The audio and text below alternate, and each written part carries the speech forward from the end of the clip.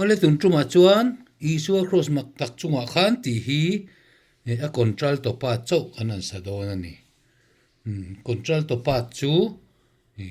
hemi solfa hloma a chung ber dot tu hi ania a chung ber hi soprano a dot hi contralto a dot le hi tenor noi ber hi bass kha khania chuan a contralto pa sak don chuan kan hria tur chu do ti ti vel ti do ti ti do ti vel hi bel kha ngai ve em em ani chuan a ki dik tak hi chu E flat ania Christian labua ki hi E flat ania chuan tle min kan hnia manga D flat in kan saton ni note ni in kan hnia manga do chu chuan kan sa do na ni do asol fine kan sapotang do do ti do fa mi re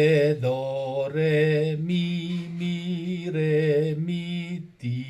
re do ti re ti do ti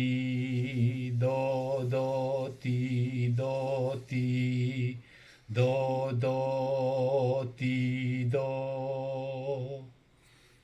khá tiếng khá ti do ti vel hey ti do ti vel khá bel ngai ni ti do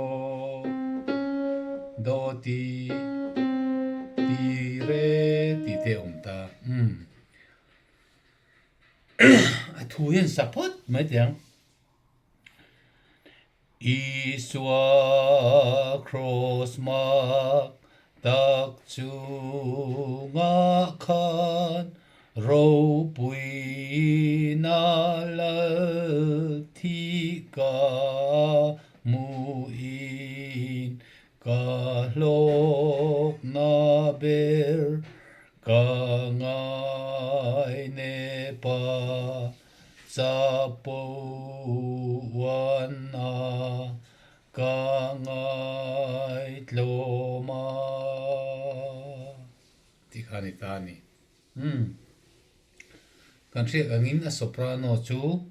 Isua Kraws mak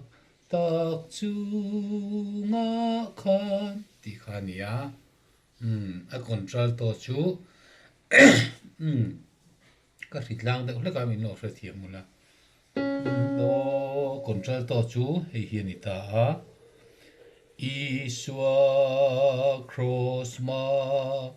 tak chunga khan ro pui na la thi ka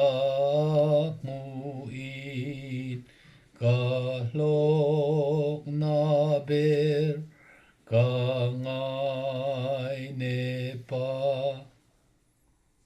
ka ngai ne pa ni zo ke do ti sa po wan na ka ngai tloma asal fa lom noi ber pe chu do ti do ti vel kha tam ta ni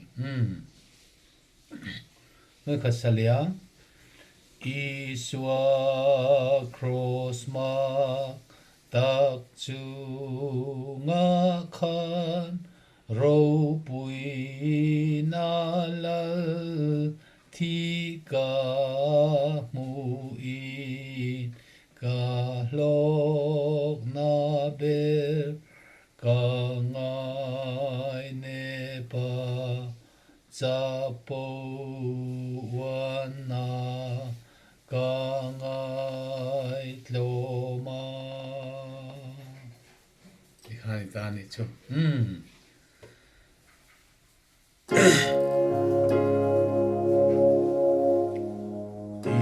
Isua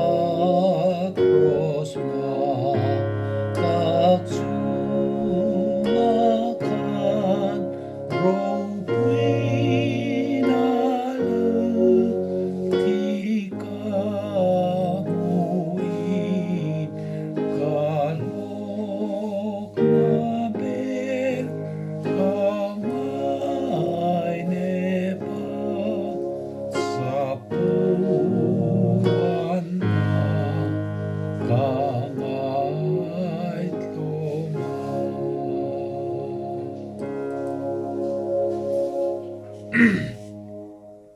Người kata tenor saliam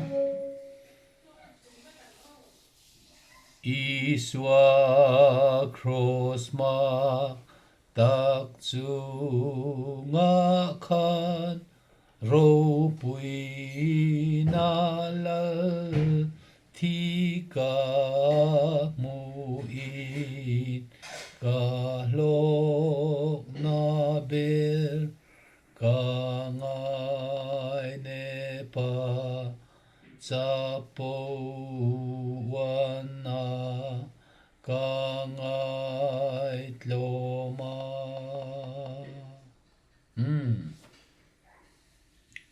Tikani du to put mayang an sa di kang chumo an lo zirnan a contralto pa chau kanan sa de uberani